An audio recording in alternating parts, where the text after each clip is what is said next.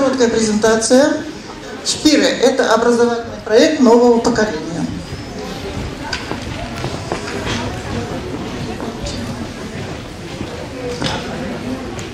Итак, Шпиры – это школьный проект, особенно актуально для вас, присутствующие, по использованию ресурсовой энергии. Крупнейший в мире международный образовательный проект об изменении климата, энергетики и окружающей среды для школьников и вообще для образовательных учреждений. Сейчас в нем участвует более 6 тысяч школ и 500 тысяч учащихся из 17 стран Европы, Кавказа и Центральной Азии. Это громадный многолетний проект.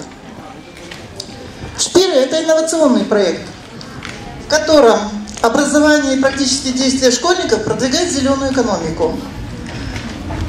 Они помогают замедлить негативные последствия изменения климата. И в нем участвуют как школьники, так и общественность. Все они помогают продвигать идеи и решения для устойчивого развития. Сегодня на базе этого проекта создана сеть экологических общественных организаций, которые координируют эту программу Шпиры в 13 странах. Программа была инициирована Норвежским обществом охраны природы, которое называется «Друзья Земли». Слышите, да, какое символическое название? На национальном уровне, то есть в каждой стране, эта программа координируется национальными координаторами. В Кыргызстане национальным координатором этой программы является экологическое движение «Биом».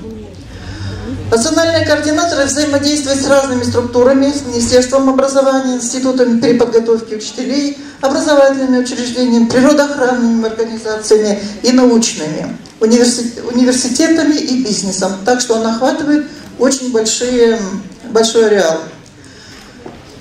Проект включает внедрение новых подходов к образованию для устойчивого развития, распространяет образовательные материалы, разнообразные формы деятельности по вовлечению детей и взрослых в практическую деятельность по энергосбережению и энергоэффективности.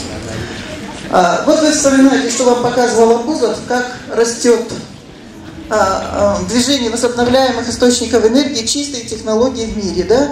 Как готовиться к этому, каким образом к этому прийти? Вам надо прийти в эту программу. В каждой стране организация-координатор использует все эти материалы. И опыт Шпиры, то есть опыт всех стран, аккумулируется в одном месте и на одном сайте. И им можно пользоваться всем участникам этой сети. Авторы программы Шпиры включили методические материалы не только теорию, но и очень много практики. Ежегодно также для школьников организуется международный конкурс школьных проектов, который называется «Энергия и среда обитания». Послушайте, и школьники, и преподаватели. Вы можете включаться в эту сеть и участвовать в ней равноправно. В Кыргызстане проект Шпиры реализуется с 2005 года. И реализуется двумя компонентами. Это образовательный компонент и практический. Образовательный компонент работает со школьниками, учителями, Киргизской академией образования, со всеми, на уровне чего имплементируются методические материалы в программу этих школ, институтов, университетов. Практический компонент является демонстрационным. Он показывает, как технологии могут работать для чистого развития. Вот здесь вы видите действие образовательного компонента. Это работа с учителями по большей части. Следующий.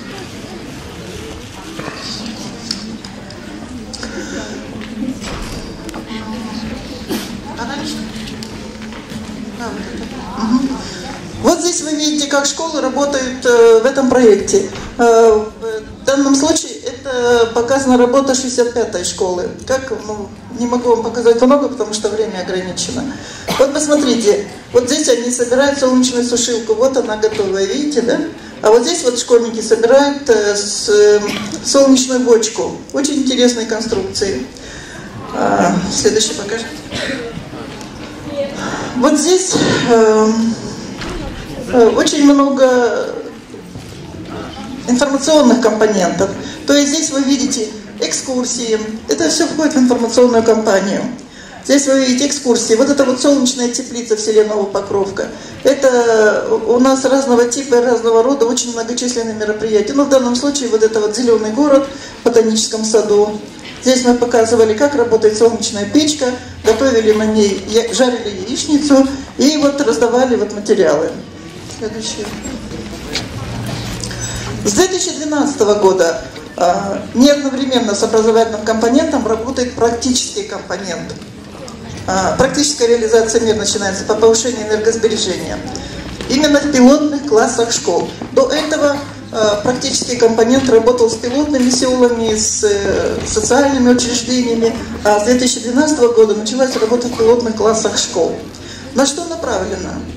Это направление связано с энергоэффективными школами и направлено на реализацию мер по повышению энергосбережения в пилотных классах школ. В этом проекте выбраны 3 пилотные школы и несколько пилотных классов. Это 65-я, 13-я и Новопокровская школа.